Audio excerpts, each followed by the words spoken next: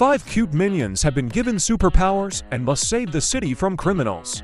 But something goes wrong, and now the city needs to be saved from the minions.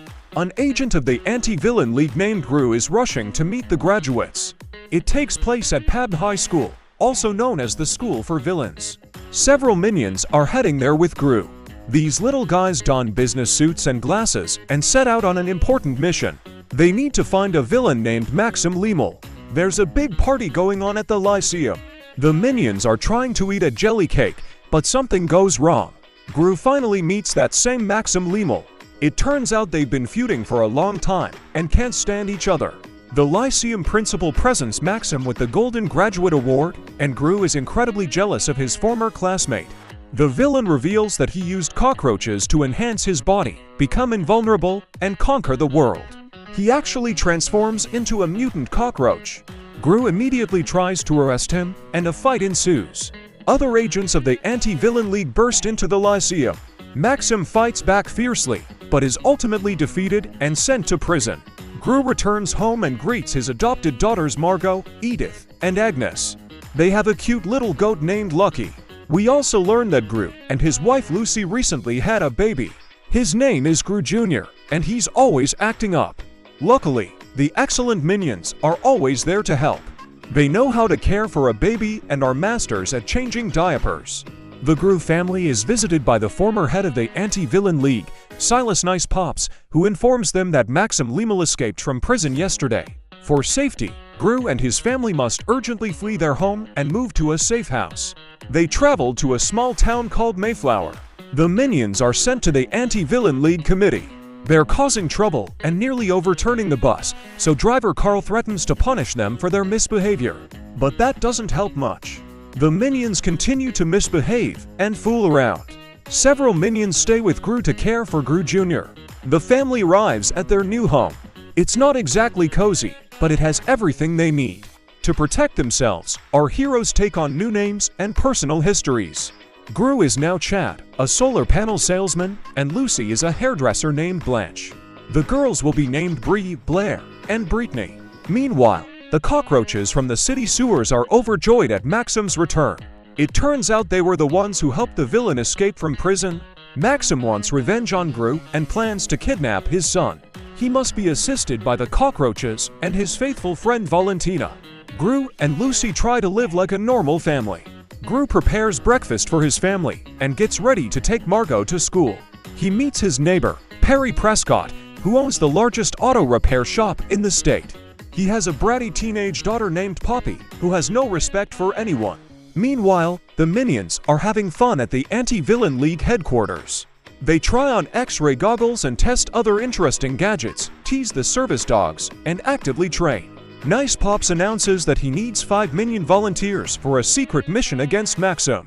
He chooses Dave, Mal, Gus, Tim, and Jerry. These minions are to test a super serum that will grant them superpowers and incredible strength. This is Dave, and he has become super strong.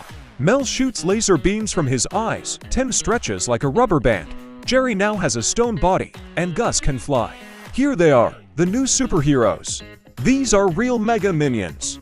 Lucy takes Edith and Agnes to karate. Their new trainer is very strict and demanding, and immediately banishes the disobedient Agnes to the corner of shame. Edith demonstrates her fighting skills and breaks her trainer's toe. Lucy arrives at the hairdresser's. Today is her first day on the job. A very demanding client needs her hair dyed. Lucy applies every cosmetic product on the shelf to her head. Soon, her hair starts smoking, falling out in strands, and even catching fire. Lucy is fired on the spot. Maxim demonstrates his new invention. It's a special device that can transform people into a human cockroach hybrid. The villain wants to use his device on GRU Jr. He sets off to find the child in a powerful flying machine shaped like a giant cockroach. GRU wants to get some rest, but his son keeps getting in his way. Margot comes home from school complaining about being teased by her classmates. It seems no one has any luck here except the minions. Although they have their share of troubles too. That evening, GRU takes out the trash and meets his neighbor's daughter, Poppy. It turns out she's a budding villain and recognizes GRU from his previous villainous exploits. She threatens to expose him unless he helps her pull off a very daring robbery. Meanwhile, the Mega Minions become local celebrities. However, they don't know how to use their superpowers properly, so disasters constantly occur. For example, Mel tries to heat coffee with her laser beam and burns a hole in the Earth's atmosphere.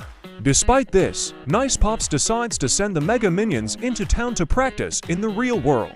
In the morning, Gru and Lucy meet their neighbors again. Prescott's wife invites Gru to play tennis with them. Poppy arranges a meeting with our hero at the treehouse. Maxim reminisces about his school days, and we learn why he hates Gru so much. It turns out that once, at a talent show, little Gru stole his number, and Maxim swore revenge. He and Valentina park at a gas station to refuel. Threatening the attendant with his cockroach legs, the villain demands he pour 3,000 liters of fuel into his tank, after which he transforms him into a human cockroach hybrid. Lucy and the girls go shopping at the supermarket and encounter a client who recently burned her hair at the hairdresser. She tries to escape, but the angry client spots her and gives chase. Lucy narrowly escapes.